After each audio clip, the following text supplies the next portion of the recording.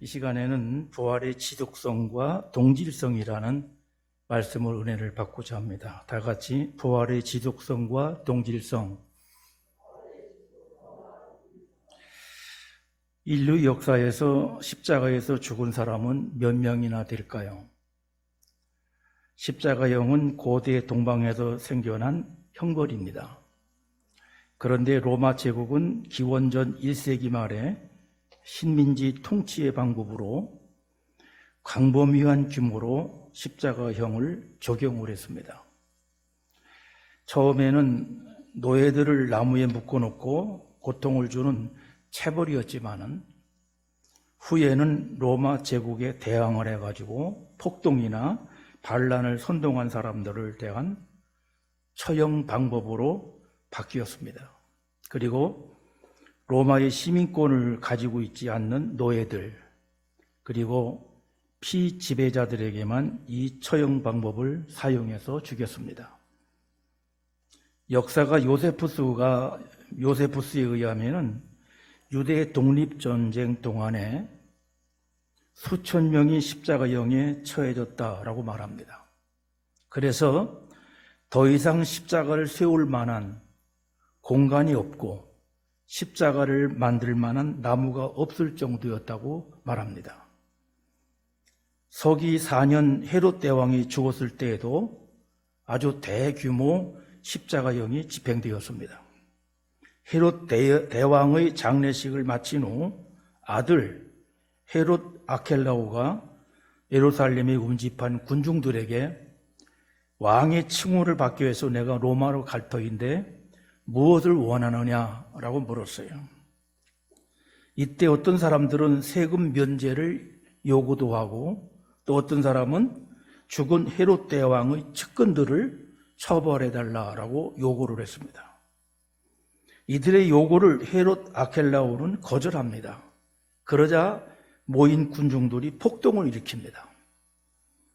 이때 헤롯 아켈라오는 시리아 총독 바루스에게 도움을 요청을 했고 바루스는 폭동을 진압시키는데 앞장을 섭니다.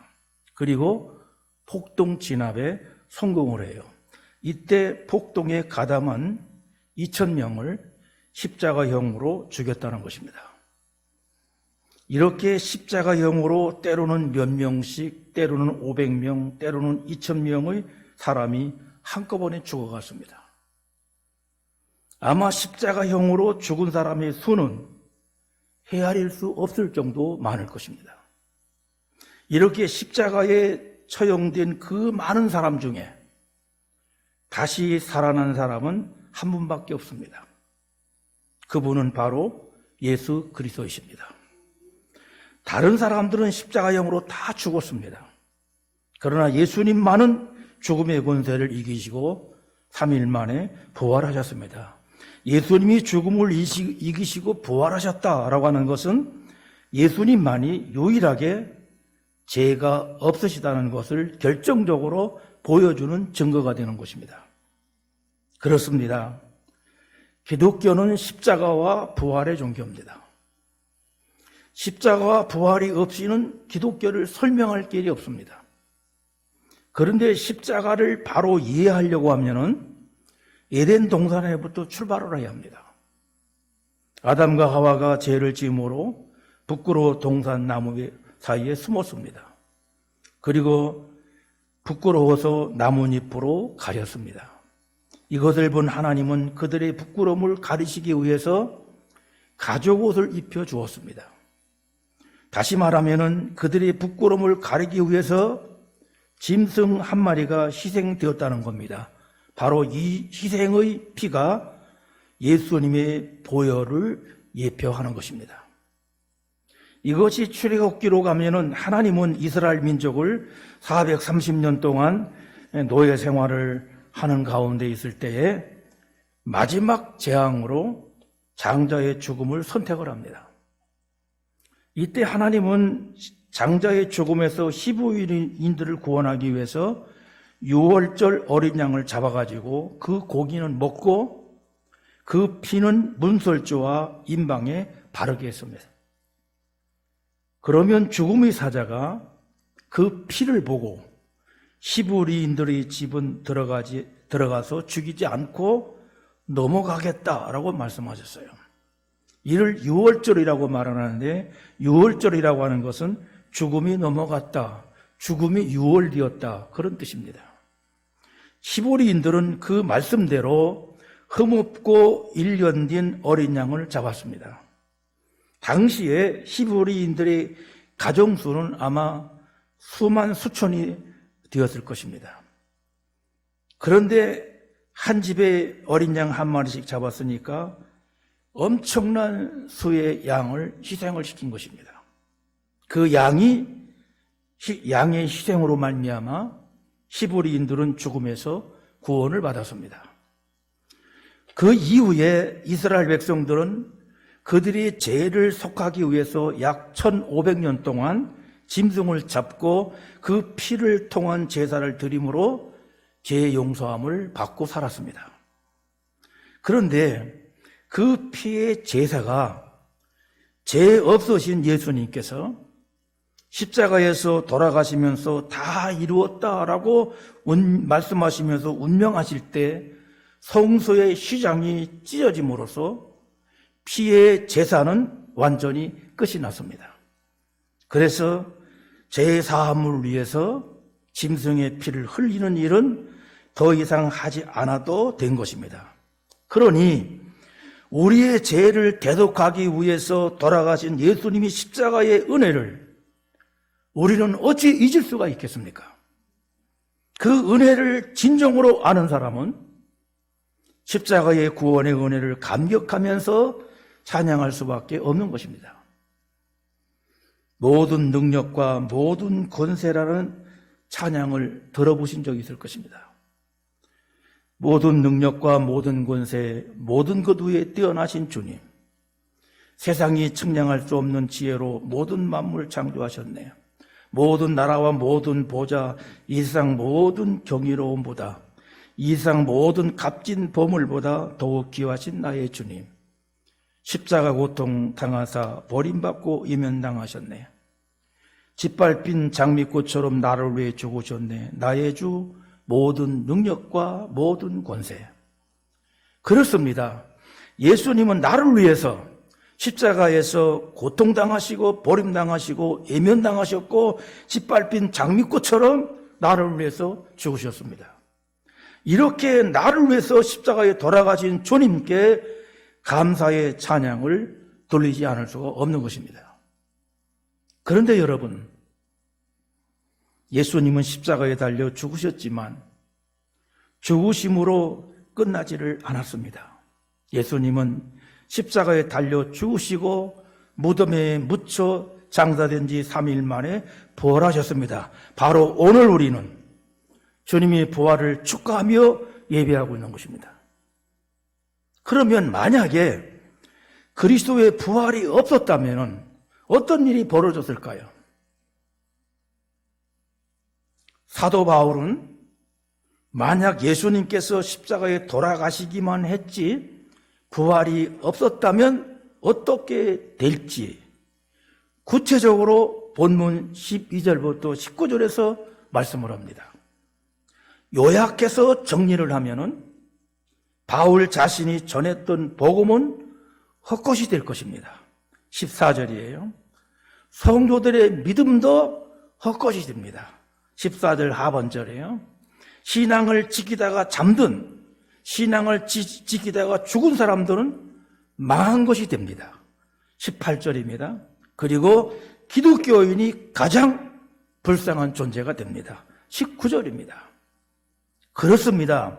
기독교에 십자가만 있고 부활이 없다면 기독교인이라고 하는 자들은 모두 불쌍한 사람이 됩니다. 여러분도 불쌍한 존재이고 저도 불쌍한 존재가 되는 것입니다. 왜 그렇습니까? 십자가의 부활에 생명을 걸고 우리의 삶 전체를 걸었기 때문입니다. 하지만 우리가 불쌍한 존재가 되면 어떻게 되지? 어떻게 하지? 그런 염려하지 마십시오. 예수님이 십자가에 죽으심으로 끝났습니까? 아니에요. 예수님은 죽으신 지 3일 만에 부활하셨습니다. 할렐루야. 오늘 본문과 이어지는 20절을 보세요. 그러나라는 말씀으로 시작을 합니다. 만약 부활이 없다면 이럴 것이다 라는 것을 설명하던 바울은 이제 이 모든 상황을 뒤집는 사실을 선포합니다. 그 말씀이 그러나라는 말입니다. 이 그러나라고 하는 단어가 얼마나 귀한 단어인지 모릅니다. 그러면서 부활에 대하여 확실히 차서 선포를 합니다. 그 선포한 말씀을 정리하면 두 가지입니다.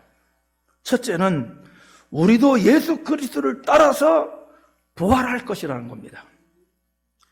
20절부터 23절 말씀을 보십시오. 그러나 이제 그리스도께서 죽은 자 가운데서 다시 살아나사 잠자는 자들이 첫 열매가 되셨도다. 사망이 한 사람으로 말미암았으니 죽은 자의 부활도 한 사람으로 말미암도다. 아담 안에서 모든 사람이 죽은 것 같이 그리스도 안에서 모든 사람이 삶을 얻으리라. 그러나 각기 자기 차례대로 되리니 먼저는 첫 열매인 그리스도요, 다음에는 그가 강림하실 때에 그리스도에게 속한 자요. 이 말씀에서 중요한 말씀은 예수님이 부활의 첫 열매가 되었다는 말이에요.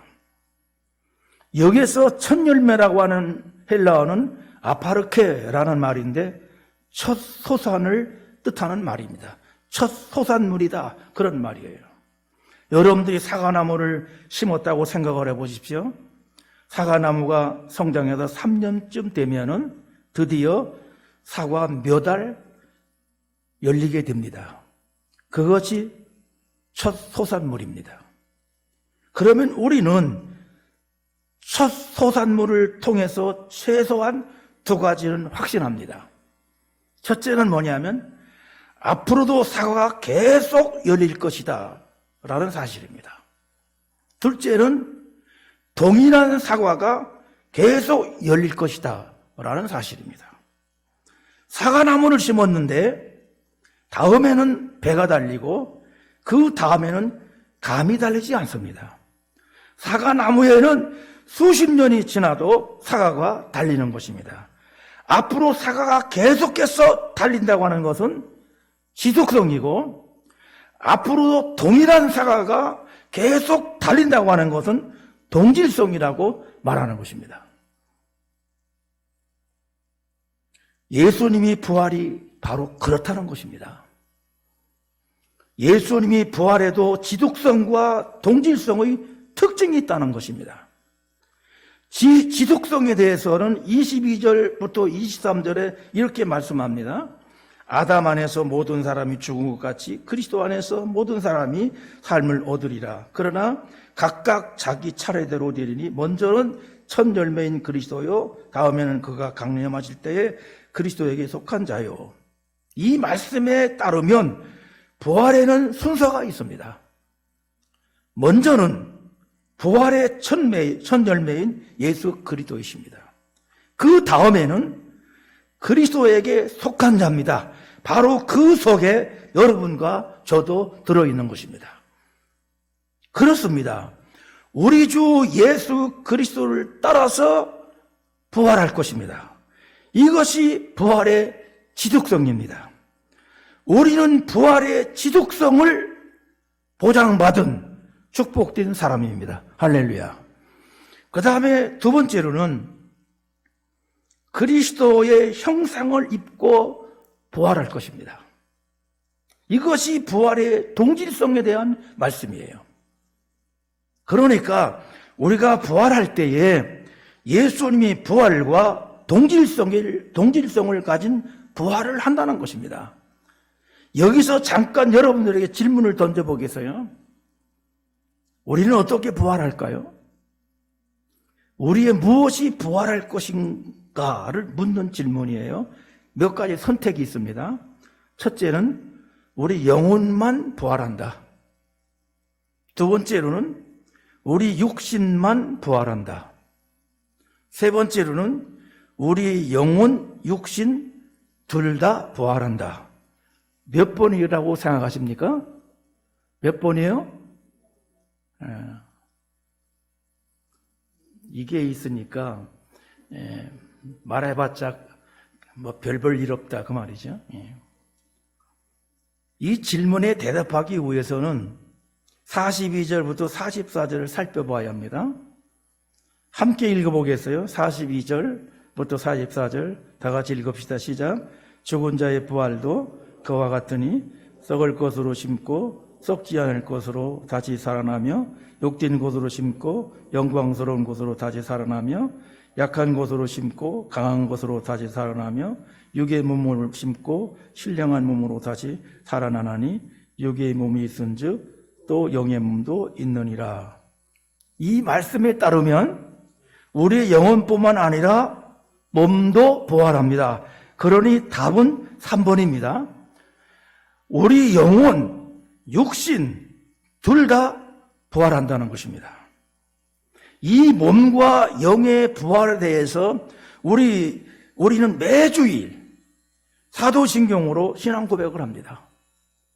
사도신경 내용 중에 마지막 부분에 보면은 나는 성령을 믿으며 거룩한 공교회와 성도의 교제와 죄를 용서받는 것과 몸의 부활과 영생을 믿습니다. 아멘. 오늘도 우리가 이렇게 고백을 했어요. 이쯤 되면은 고민스러운 분들이 나오기 시작을 합니다. 부활 시에 영혼과 육신이 부활한다면 나는 어떤 모습으로 부활할까? 전에 우리 교회에서 생명 나눔 예배, 장기 기증 예배를 드린 적이 있어요. 아마 50주년, 희년 기념으로 한 것 같은데요. 장기 기증을 한다고 하니까 부담스러워서 집에 일찍 가신 분도 있었을 것이고, 가고는 싶지만 가족의 동의를 얻지 못해서 못한 분도 있었을 것입니다. 하여간 그때 서약에 동참한 분들이 128명이었습니다. 사후 각막기증 115명, 내사 장기기증 78명, 생존시 신장기증 7명, 그리고 후원 26명으로 나타났어요. 저를 포함해서 서약하신 분들 한번 생각해 보세요. 내가 장기 기증을 했는데 죽은 이후 부활할 때의 모습은 어떤 모습일까요? 부활하고 보니 각막이 없어서 보지 못할까요? 부활하고 보니 장기가 없어서 사람 구실 못할까요? 걱정되지 않습니까? 영혼과 더불어 몸의 부활에 대해서 우리 청년들에게 가르쳤는데 청년들 가운데 이렇게 질문할 분들이 있을지 모르겠어요. 목사님, 저는 쌍꺼풀 수술을 했는데, 저는 코를 세우는 수술을 했는데 부활하면 쌍꺼풀이 없는 원래 눈으로 납작한 코로 부활하나요? 아니면 수술한 눈으로 부활하나요? 어떨 것 같습니까? 영혼과 더불어 몸의 부활에 대해서 어르신들에게 가르쳤는데 어르신분들 중에서 이렇게 질문할지 모르겠습니다. 나이가 들어서 허리가 구부러졌습니다. 또 디스크로 고생하고 있습니다.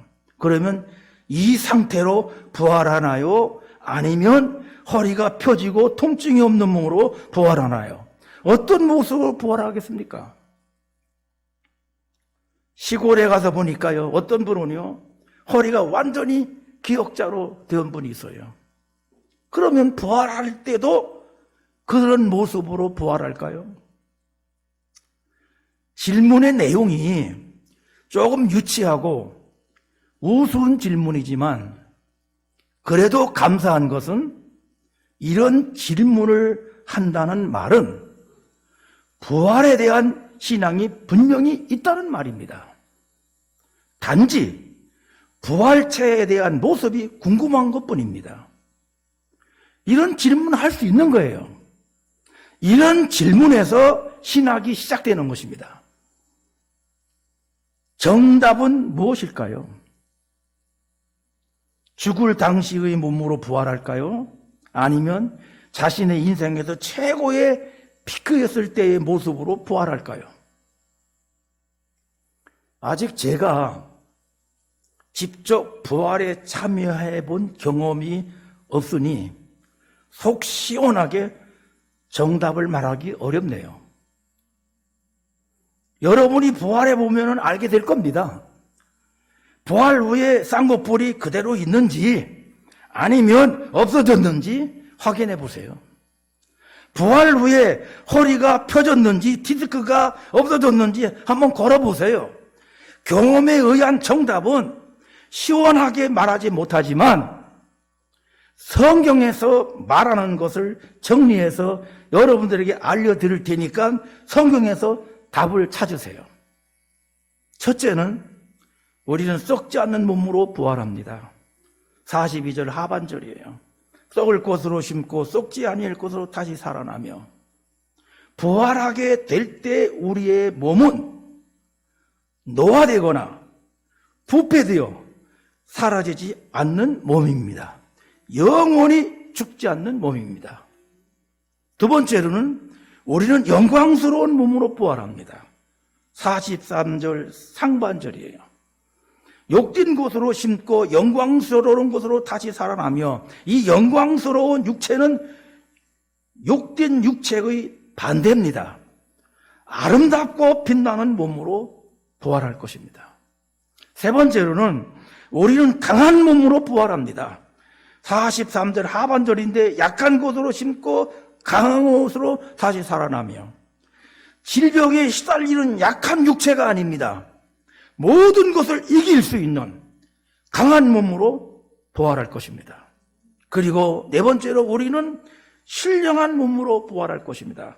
44절 상반절입니다. 육의 몸으로 심고 신령한 몸으로 다시 살아나나니 신령한 몸은 영적인 아름다움으로 가득 찬 몸을 말합니다.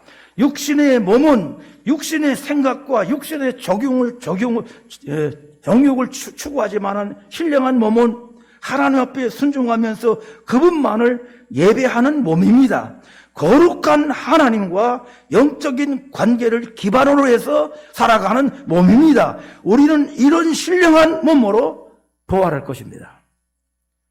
자, 이 정도로 말해주면 나의 부활 모습이 어떨지 확신이 들 것입니다. 우리도 부활하신 예수 그리스도의 형상을 입고 부활할 것입니다. 예수님과 똑같은 본질을 가지고 부활할 것입니다. 예수님이 부활과 동질성을 가진 그런 부활을 하게 될 것입니다. 할렐루야. 여러분들 확신하면서 살아야 됩니다. 이제 말씀을 정리를 하겠는데요. 죽음을 이기시고 다시 살아나신 예수님의 부활은 우리 기독교의 핵심 요소입니다. 개혁주의 신학자이고 탁월한 설교가로 이름을 날린 로버트 찰레스 스프로울이라고 하는 이 목사는 부활에 대해서 이렇게 말을 했어요. 예수님의 부활은 기독교 신앙의 뿌리입니다. 예수님의 부활이 없으면 기독교는 인간의 지혜를 말하는 진부한 이야기로 우리의 도덕의식을 구취하려는 또 하나의 종교에 지나지 않습니다. 예수님의 부활은 기독교 신앙의 필수 요소입니다. 부활을 제거하면 기독교도 사라집니다. 라고 말을 했습니다. 그렇습니다. 우리는 믿음의 핵심이 되는 부활 신앙을 굳게 붙잡아야 합니다. 1954년 영국 노동당은 요람에서 무덤까지라는 정치 슬로건을 내걸었습니다. 국가의 책임하에 모든 국민들이 태어나면서 무덤에 갈 때까지 평등의 복지가 보장되는 나라를 만들겠다는 것입니다. 요람에서 무덤까지는 사실 목회자가 해야 할 사역의 범위입니다. 목사는 아기가 태어나면 출산을 축하하는 예배로 시작을 해서 도울 감사 예배, 결혼 주례, 해갑은 요즘에 없으니까 팔순 축하 예배, 마지막에는 장례 예배를 인도합니다. 그런데 목사가 예배를 인도하면서 가장 힘든 예배가 있다고 그러면 장례 예배입니다. 장례 예배 중에도 돌아가신 분은 예수님을 믿지 않았는데 가족들이 예수를 믿어서 예배를 드릴 때 참 힘듭니다. 뭐라고 말할지 얼마나 힘든지 몰라. 하지만 돌아가신 분이 예수님을 잘 믿다가 돌아가셨고 가족들도 잘 믿을 경우에는 장례 예배가 그렇게 슬프지 않습니다. 이유는 눈에는 눈물이 나지만 가슴에는 부활의 소망과 생명과 기쁨이 있기 때문인 것입니다. 독일의 목사이며 신학자인 보네퍼가 죽으면서 이렇게 말을 합니다. 이것이 내 인생의 마지막입니다. 그러나 내 삶의 시작입니다. 라고 말을 해요. 영국의 조지 힐트필드 목사는 1770년 9월 30일 세상을 떠났는데 하루 전인 9월 29일 날 설교를 하고 설교 후에 이렇게 기도를 했습니다. 나는 이제 예비된 나라로 갑니다. 내가 이 세상에서는 지금 석양처럼 지고 있지만 저 나라에서는 아침 태양처럼 떠오를 것입니다. 라고 말했습니다. 복음 전도자 무디는 죽음이 다가오자 밝은 얼굴로 이 땅이 멀어지고 있다. 하늘이 열리고 하나님이 부르시고 계신다. 이는 축복이요 영광이구나 라고 말했습니다. 그때 옆에 있었던 무디의 딸이 기도하기를 하나님 우리 아버지가 기운을 차릴 수 있게 해주십시오 라고 기도를 합니다. 딸이 기도를 하는 소리를 듣던 무디가 딸에게 이렇게 말을 해요. 그렇게 기도하지 마라. 하나님이 지금 나를 부르시고 계신다. 나는 이 나라를 얼마나 기다린 줄 아느냐 라고 말을 했어요. 아무나 할 수 없는 말입니다. 주님의 부활을 확실히 믿고 자신의 것으로 받아들인 사람들은 죽음이 임박하면 임박할수록 주님이 계신 천국을 바라보고 믿음의 말을 하는 것입니다. 죽음은 인간적으로 생각하면 슬픈 이야기지만 그분들은 죽음이 끝이 아니고 마지막 날 예수님처럼 부활을 하실 것을 믿기에 기쁨으로 받아들일 수 있었던 말을 하는 것입니다. 그런 믿음의 말을 하는 것입니다. 사랑하는 성도 여러분, 예수님은 무덤에서 3일 만에 부활하셨습니다. 예수님께서 부활하셨으니 예수님의 약속대로 우리도 예수님을 따라 부활할 것입니다. 부활의 지속성을 보장받은 것입니다.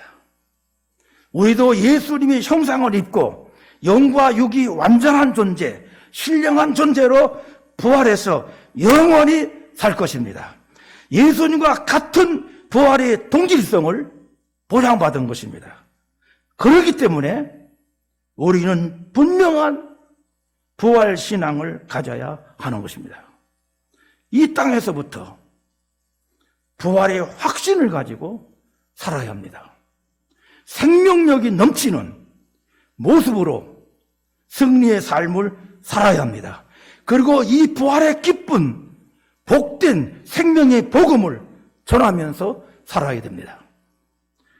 부활의 지속성과 동질성을 보장받은 여러분들은 그렇게 남은 생애들을 살아가시기를 간절히 기원하고 축원합니다. 기도하겠습니다.